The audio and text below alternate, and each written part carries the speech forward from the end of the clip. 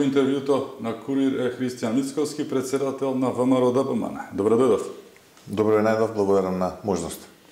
Господин Мицковски, во денови кога имаме рекордни броеви на заразени, денот на СДСМ започна со соопштение дека сте во тежок страв од нив, дека имате буквално уплав од Заев. Дали се плашите и зошто се плашите да одите на избори? Па јас тоа би го карактеризирал како автосугестија. Тоа што вие го чувствувате, се трудите да го префрлите кај соговорникот и да прикажете дека практично вашето чувство е чувство на соговорникот. Единствен кој што денеска треба да се плаши да биде загрижен во Македонија за тоа што изминативе 3 години ги поминавме под пандемија наречена ова раководство на СДСМ и Зоран Заев, е токму Зоран Заев. Напротив, јас можам да кажам дека не само што не чувствувам страв од СДСМ, ова раководство на СДСМ и Зоран Заев, туку сум сигурен дека коалицијата која што ја предводи ВМРО ДПМН ќе ги победи и нив и нивната коалиција на парламентарни избори кога и да се случат заедно со сето нивно обвинителство, со сето нивно судство, со сиот притисок кој што го прават и врз граѓаните и врз институциите, со сите оние злоупотреби, куферчиња, обиди за подкуп, и тука немам никаков проблем.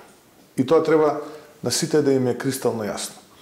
Но единствената работа која што мене ме плаши, за која што сум загрижен, е дека една ваква авантура која што сака СДСМ да ја имплементира во нашата држава практично, може да доведе до енормно зголемување и до нови кластери на луѓе кои што, да се изразам со речникот на медицинарите, на нови кластери на луѓе кои што ќе бидат инфицирани од COVID-19 вирусот, а тоа потоа да имплицира и дополнителни загубени човечки животи. И тога се поставува прашањето дали вреди сето тоа. Јас лично мислам дека не вреди, тоа го кажав во една моја емисија, дека не треба да бидам премиер ако една таква изборна трка значи дополнителни десетици, стотици, илјадници луѓе кои што ќе бидат инфицирани од COVID-19 вирусот или неколку човечки животи или неколку десетици човечки животи ќе згаснат поради политичари кои што се неодговорни. Така што, да го сумирам одговорот на вашето прашање, во СДСМ имаат еден огромен страв од поразот кој што ќе им се случи, бидејќи практично тоа ќе биде пораз кој што ќе значи и одговорност за нив, и таа автосугестија се обидуваат да ја пренесат кон ВМРО ДПМН и останатите политички партии. Но јас само ќе им порачам и на Зоран Заев лично, и на СДСМ, дека он е готов, а они се готови. Во денови кога имаме монструозен наплив на заразени, буквално рушиме несламни рекорди, буквално и СДСМ половина од раководството или врхушката се во карантин, дел се и заразени, цела втора изборна единица има во карантин. Заев излегува и вели 5 јули е зацементиран датум. Дали 5 јули е зацементиран и на што се дължи ова непопуштање на СДСМ и Заев? Зошто им се потребни толку брзи и итни избори? Па, доколку би го анализирал ова што вие ме прашувате, тоа што наистина не можам да дојдам до логичен заклучок, освен да кажам дека сакаат да има изборна трка која што впрусност и нема да постои како изборна трка, туку ќе биде тоа еден чуден начин, необичаен начин на обраќање кон бирачите со ниска излезеност и на тој начин да го намалат практично поразот кој што неминовно им предстои, а потоа со определени политички гимнастики, понуди својствени за Зоран Заев, да се обиде да обстане и да остане во живот политички. Единствено логично решение и единствен логичен заклучок, доколку направам анализа на ова, би рекол, помалку некрофилско на однесување на Зоран Заев, е тој, кој што ви го кажав. Не би се чувствувал одговорен и не би бил одговорен, зборам одговорен, не одговорен во форма на одговорност, него како лична одговорност, доколку знам дека половина од моето раководство се наоѓа во самоизолација и престои опасност тие лица да бидат утре заболени, бидејќи периодот на инкубација знаете дека трае 14 на дена. Во било кој ден од процесот на инкубација може да се констатира инфицирање практично на лицето кое што е во инкубација. Најмалку што можам да направам е да прекјутам овој период додека половина мои соработници се наоѓаат во самоизолација, да зборувам за избори, а при тоа истите тие, инсистирајќи на еден изборен процес, ги втурна во една таква авантура, во едни би рекол, предизборни активности, и како резултат на тие предизборни активности, тие луѓе се денеска се во самоизолација, потенцијално инфицирани од ковид.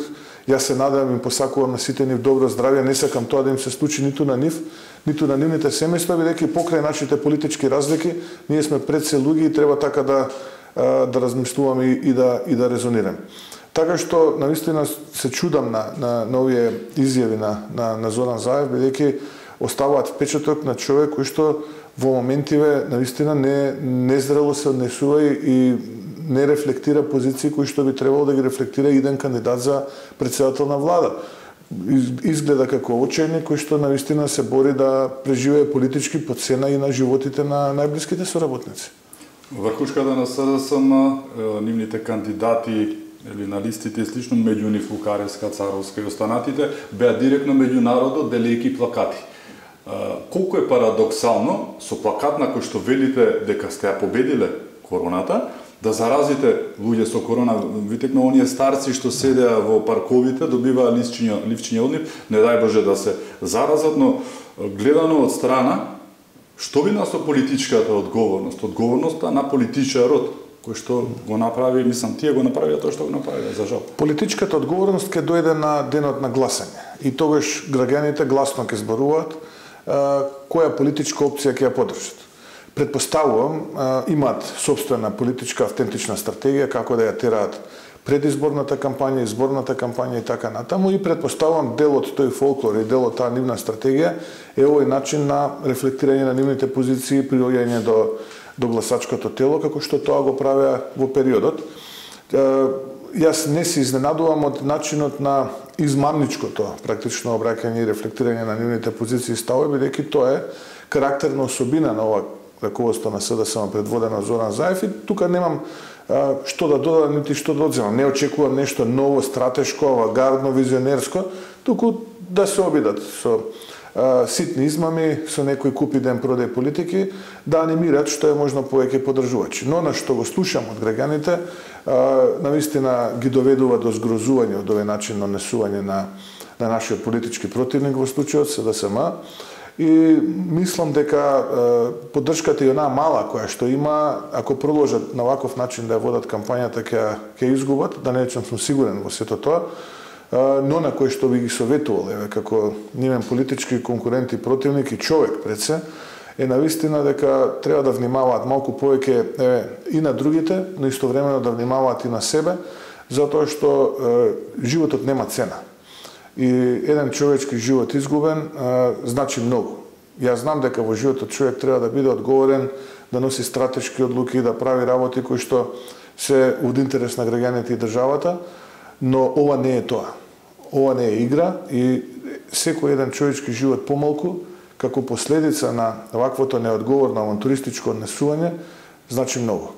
Многу во негативна насока. Значи, и затоа би ги советувал луѓето кои што се дел од нашиот политички противник, ве молам, внимавајте на вашето здравје, ве молам, внимавајте на здравјето на вашите партиски активисти и ве молам, внимавајте на здравјето на граѓаните, бидејќи животот, како што кажав, нема цена. И покрај се и сите пропусти што ги имаше оваа влада, за секогаш е виновен Наке Чулев и вие, така вели Заев, Коста Петров, Филипче и останатите пиарџи. Зошто сте вие и Наке Чулев виновни за се?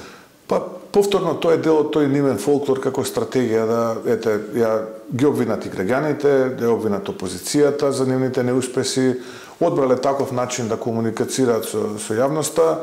Предпоставувам дека тоа е некоја поширока нивна стратегија, да се обидат тоа што е негативно да го извртат и на тој начин да го соопштуваат во јавноста. Никој не е виновен. Единствено е виновен според нив и според Филипче народот, кој што не ги почитувал мерките, да цитирам, и практично е виновен ВМРО-ДПМН, односно јас и Наке Чулев, и дека ме прашате зошто, наистина не би знал да ви одговорам зошто е тоа така. Наспроти нив, јас можам да се заблагодарам на народот што беше трпелив во оние 2,5 месеци од рестриктивни мерки, ограничување на движењето, покажа наистина една голема одговорност без исклучок на целата територија на Република Македонија, дефинитивно покажа зрелост, различно од она што некои политичари во моментот ја манифестираат. Јас тука сакам и на нив да им се заблагодарам, ќе им се заблагодарам и на сите оние кои што беа во првата линија на борба против ковид вирусот и кои што се уште се и покрај тоа што од таму добивам определени би рекол искуства, определени информации во каква состојба се наоѓаат медицинските лица, тие се навистина преморени, бидејќи борбата беше исцрпувачка, дека се истрошени, посебно сега кога мислеа дека оној прв бран кој што го велеа е на заминување, таква е барем ситуацијата секаде во регионот, но кај нас сега што се случува е некој продолжен практично прв бран. Ние се уште не можеме да зборуваме за втор бран, но изгледа продолжувањето е многу посилно од она што се велеше пик во првиот бран кој што мислевме дека поминува. Бидејќи самите кажавте дека денеска имаме навистина една алармантна бројка на ново заболени која што се лиферува како неофицијална во овој момент кога го правиме интервјуто, но предпоставам во текот на денот ќе биде потврдена и ќе биде бројка која што е убедливо најголема од почетокот на кризата па до денес. И тога се постава логичното прашање, оваа комисија за заразни болести која што предлагаше мерки, која што предлагаше политики и така натаму, што правеше изминативе 2,5 месеци? Што правеше владата изминативе 2,5 месеци, бидејќи тогаш ни велеа ако ги примениме овие мерки, ќе поразиме пандемијата, па дури излегува на една спектакуларна пресконференција, се сеќавате, кога кажаа дека ја победивме пандемијата и така натаму, за да неколку дена потоа, би рекол недела дена, 10 дена потоа, ние денеска евидентираме стотици пациенти кои што се заболени од пандемијата. Наистина трагично, неодговорно, непрофесионално, и за жал сето тоа е на штета на граѓаните и интересот на државата. Оној факт кој што Заев го нарекува факт е дека не може да има избори на есен затоа што пикот тогаш ќе бил поголем на заразата. Со ова не се сложуваат епидемиолозите, ова е теорија на епидемиологот и од вчера и докторот Заев кој што откри нови симптоми на COVID-19 како што е течењето на носот, но Заев предвидува дека тогаш пикот ќе бил поголем, затоа сака избори сега, буквално за еден месец, 5 јули односно, знаејќи дека пикот сега е страшен, според најновите резултати и најстрашен до сега. Од каде таа подготвеност на Заев да оди така на избори и да ги жртвува толку аврамејски своите луѓе, толку ли му гори под нозете? Па, предпоставувам имам причина зашто тоа така го прави. Ја коментиравме во првиот дел од интервјуто и предпоставувам дека си има собствена политика и собствени чекори кои што ги презема. Зошто така мисли дека е? Ке подсетам, најпрви беше 14, ако не се лажам, јуни, па 21, па 28 продефилира во јавноста, сега е 5 јули. И сега тука мислам дека нема повеќе разум, дека е повеќе и наетење. Зошто? Затоа што ке рече попуштив 14, не 21, 28, па сега нема да попуштам 5 јули, затоа што тоа е крајниот датум, затоа што ако попуштил на 5 јули, предпоставам сега он така размислува, ќе се покажам дека сум слаб карактер, дека паѓам на притисок и така натаму и ќе држи до 5 јули по цена и на животите на неговите соработници, по цена и на животите на граѓаните. Јас би го завртел одговорот во поинаква насока. Разговаравме пред некој ден со еден од моите стратешки соработници, кој што живее во Канада, Гоце Андреевски, кој што е професор на Квинс универзитетот, еден од врвните универзитети таму. Ние зборувавме за економијава и за што после пандемијава. И човекот пренесе некои искуства кои што се случувале на североамериканскиот континент, некои други држави, анализи и така натаму и така натаму. Дојдовме до заклучок дека два параметри се важни во процесот на борба против пандемијата, нели она што го велевме разлекување на кривата. А тоа е бројот на луѓе кои што го загубиле животот, сведено на 1 милион жители, и второто е падот на економијата, односно падот на бруто домашниот производ. Зошто е тоа важно? Затоа што ако вие аплицирате пререстриктивни мерки, со кои што де факто вие ќе заштитите голем број човечки животи и ќе растегнете кривата и практично вашиот здравствен систем ќе совлада пандемијата, тогаш пак ќе губи економијата. Односно, бидејќи аплицирате пререстриктивни мерки, тоа значи комплетно затварање, немање производство и така. И тоа трае определен период. Одговорна влада вели во ред, јас сум подготвена 1, 2, 3, 4, 5 месеци тоа да го истрпам, но барем да знам дека сум заштитила што е можно повеќе луѓе, да не се заболат или пак ако се заболат да се излечат и што помал број луѓе сведено на 1 милион да ги изгубат своите животи. И вториот пристап е да имате либерални мерки и тогаш економијата да практично не почувствува никакви осцилации, но тогаш пак ризикот е за поголем број загубени човечки животи многу поголем. Паметни влади, паметни политичари кои што имаат визија и стратегија прават некој оптимум од овие две работи и носат такви и аплицираат такви мерки и така се однесуваат кон економијата. Сега што се случи кај нас? Ние претпоставувам имавме некоја компилација на мерки која што кога требаше да се растураат политички пердуите и кога требаше ресорниот министер да биде практично витезот, тогаш беа добри. И тогаш практично на дневна основа се вршеше тортура врз гласачите, врз бирачите, се почитуваат мерките. Иако тогаш зборувавме за 10, 20, 30 инфицирани лица, едно или ниедно починато лице.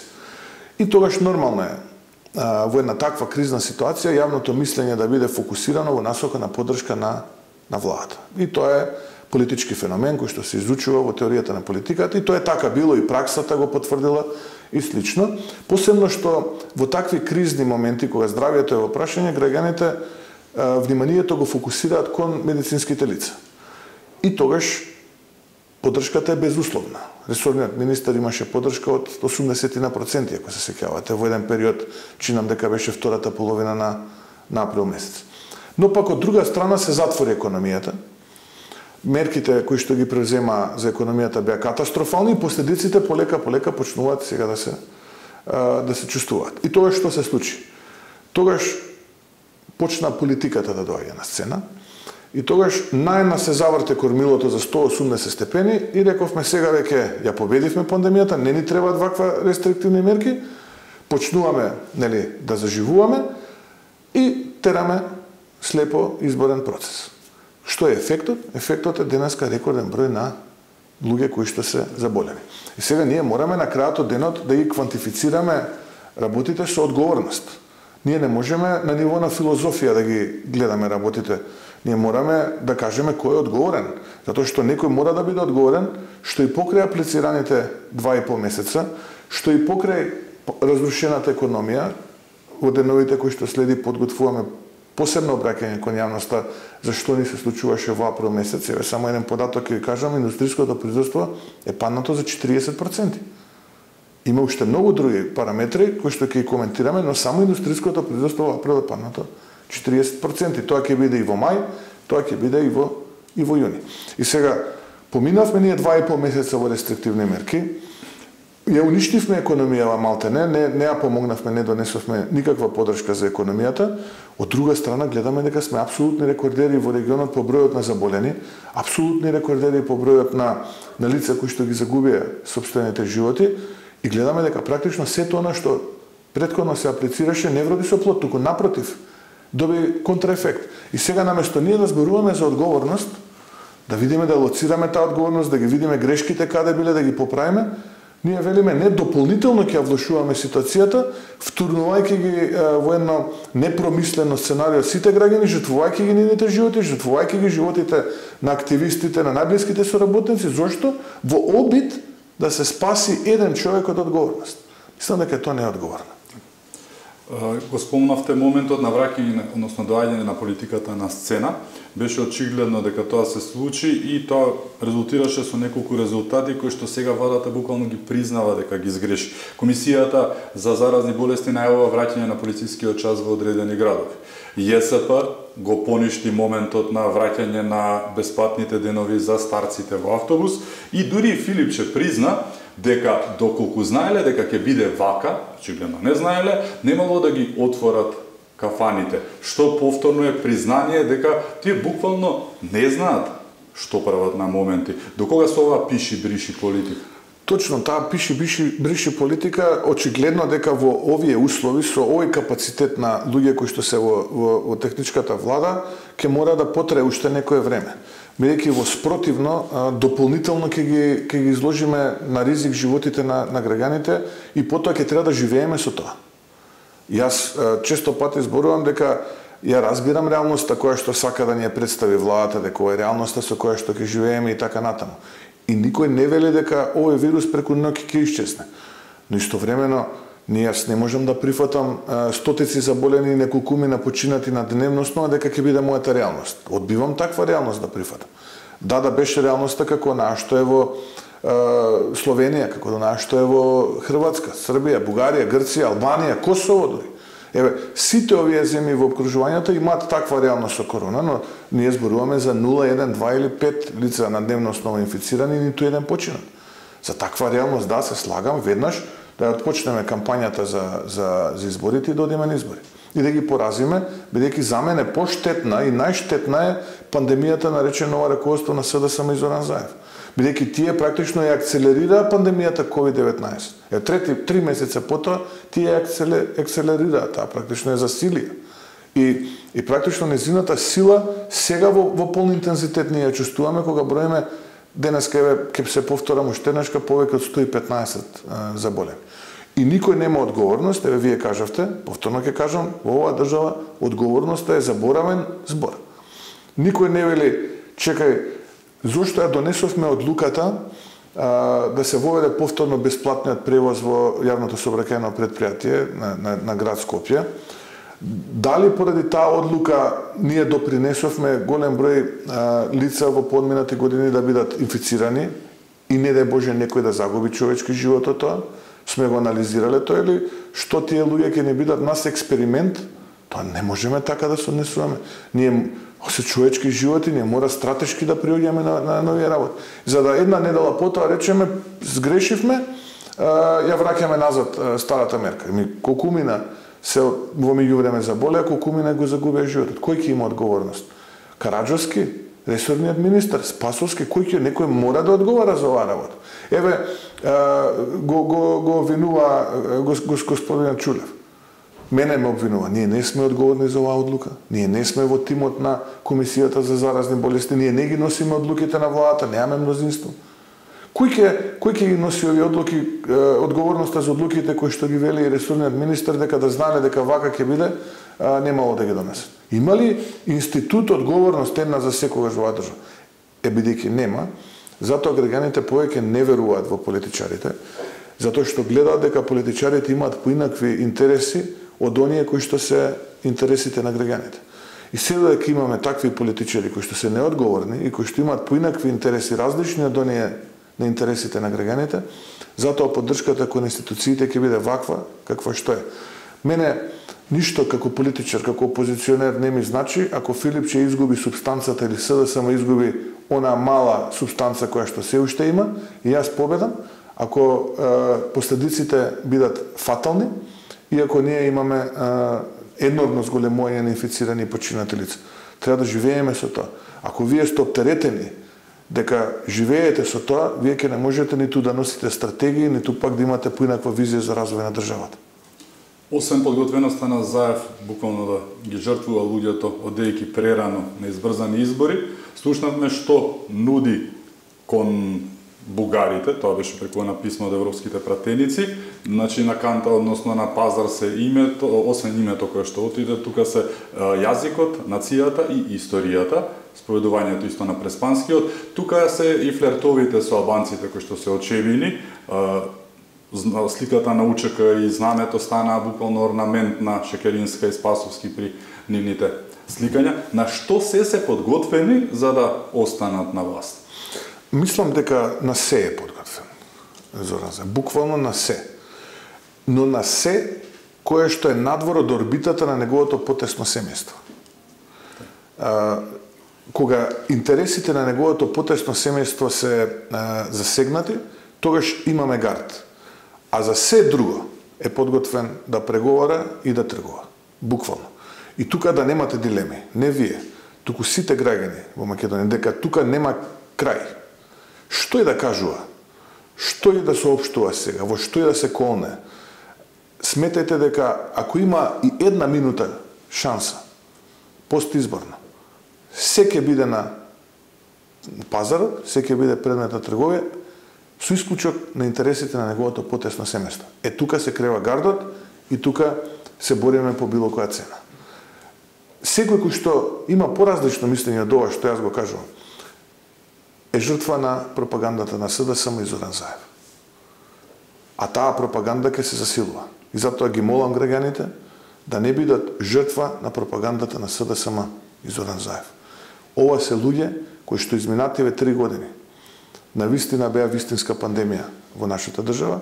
Да, таа пандемија може да се порази на избори, но на избори во кои што ќе можат граѓаните слободно, демократски да гласат, без притоа нивните животи и нивното здравје да бидат изложени на ризик. Свесен сум јас дека поинаку ние не можеме да ги поразиме, освен на избори. Но да знаете и да немате дилема дека буквално секоја педа, без разлика дали е современа или историска, секој атом на коренот наш македонски, се буквално е предмет на трговија кај Зоран Заев. Тој е таков тип на политичар. Таму не очекувајте стратегија, таму не очекувајте визија.